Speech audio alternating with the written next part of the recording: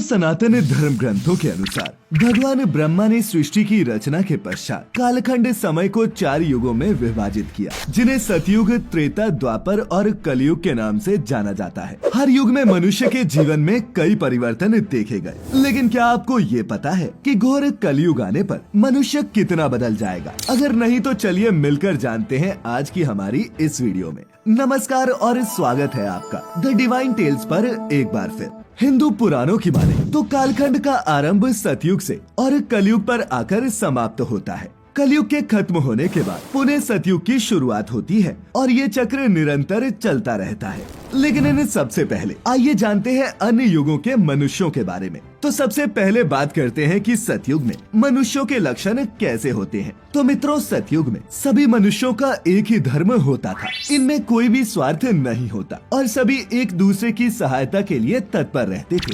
इस युग में किसी भी व्यक्ति को किसी भी तरह का कोई रोग नहीं होता था। मनुष्य अपनी इंद्रियों पर संयम रखता और कोई किसी के गुणों में दोष नहीं निकालता था। इतना ही नहीं, इस युग में मनुष्य कभी भी दुखी नहीं होता और इस कारण से उनकी आंखों से आंसू भी नहीं निकलते थे। और तो और इस युग में न तो किसी को घमंड होता था और न ही किसी तरह का कोई विकार। मनुष्य आपस में लड़ते नहीं थे, बल्कि प्रेम और सद्भाव से रहते थे। वहीं लिंग पुराण में बताया गया है कि सतयुग के व्यक्ति बड़े ही फुर्तीले होते थे। उनमें किसी भी प्रकार का आलस्य नहीं था। इस युग के मनुष्य न तो चुगली करते थे और न ही कोई एक दूसरे से बलवान समझता था। सतयुग में सभी मनुष्य अपने कर्तव्य का पालन करते थे। सभी मनुष्यों का अधिकतर समय धर्म कर्म में ही व्यतीत होता। और तो और इस युग में स्त्री और पुरुष में कोई भेदभाव नहीं किया जाता था। सभी वर्णों के लोगों को शिक्षा, शास्त्र और कला आदि क्षेत्रों में सम्मान अवसर मिलता था। वही मित्रों, पुराणों की माने तो इस युग में मनुष्य की लंबाई 32 फीट तक हुआ करती थी और मनुष्य अपनी इच्छानुसार शरीर का त्याग कर सकते थे। सतयुग की कालावधि 17,28,000 साल बताई जाती है और जब ये कालावधि खत्म हुई थी तो नया कालखंड यानी कि दूसरे युग त्रेता युग का आरंभ होता है। त्रेता युग में मनुष्य के लक्षण। मित्रों, इस युग में मनुष्य अपने कर्तव्यों का पालन तो करता था, लेकिन अपनी इंद्रियों पर संयम नहीं रख पाता था। त्रेता युग में व्यक्ति धीरे धीरे अपनों में सिमटने लगा, यानी कि उनके अंदर स्वार्थ भावना जन्म लेने लगी। इस युग में मनुष्य दूसरों की चुगली करने लगा, ईर्ष्या की भावना भी रखने लगा। हालांकि ऐसे मनुष्यों की संख्या काफी कम थी। इस युग में समाज वर्णाश्रम के ब्राह्मण, क्षत्रिय, वैश्य और शूद्रों में विभाजित होना शुरू हो गया, अर्थात जातियों का बंटवारा इसी युग में हुआ था। पुराणों की माने तो इस युग में मनुष्य की औसत आयु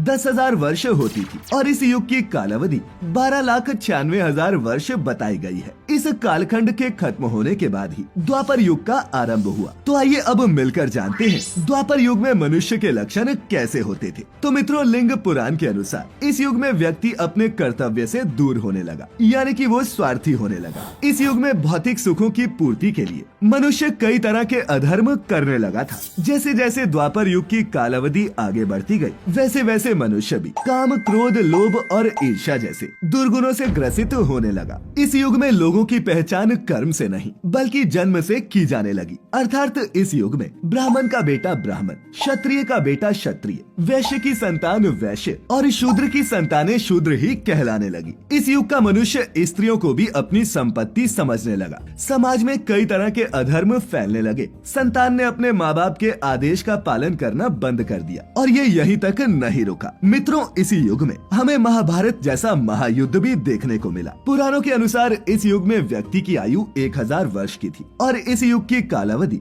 8,64,000 वर्ष थी।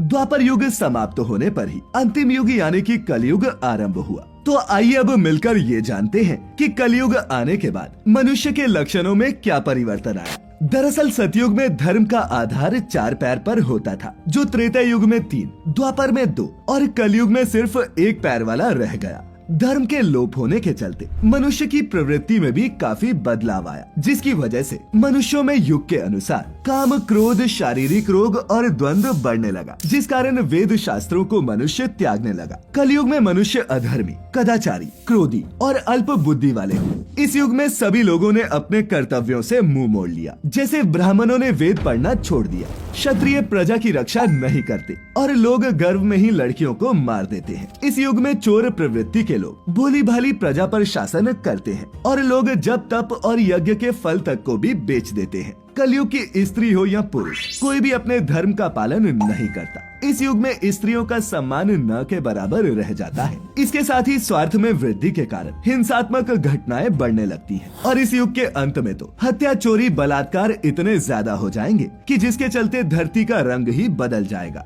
क्योंकि उस वक्त इंसान एक दूसरे के खून का प्यासा हो जाएगा और उस समय पूरी पृथ्वी पर खून की नदियां बहेंगी। इस युग के अंत के समय मनुष्य के मनोभाव इतने खराब होंगे कि पिता अपने पुत्र को नहीं पहचानेगा और न ही पुत्र अपने पिता को। पिता की मृत्यु के बाद संतान उनका श्राद्ध नहीं करेंगी। उस समय मनुष्य के अंदर धर्म और ज्ञान बिल्कुल समाप्त हो जाएगा और तभी कलयुग का अंत होगा। वही मित्रों, शास्त्रों की माने तो आने वाले समय में इस पृथ्वी पर ऐसे मनुष्यों का जन्म होने वाला है जो कई तरह के पाप करने वाले होंगे। वर्तमान में आप जो परिस्थिति देख रहे हैं, आने वाला समय इससे भी भयावह होने वाला है, जहाँ सगे भाई भी एक दूसरे का खून करने से पीछे नहीं हटेंगे और बस अपने लिए ही सोचेंगे। इतना ही नहीं, पापों की सीमा इतनी बढ़ जाएगी कि भगवान विष्णु स्वयं कल की अवतार लेकर सभी पापियों का संहार करेंगे और अधर्म को नष्ट करके पुनः धर्म की स्थापना करेंगे। और मित्रों, जिन 3 दिनों में कल की अवतार ये संघर्ष करेंगे,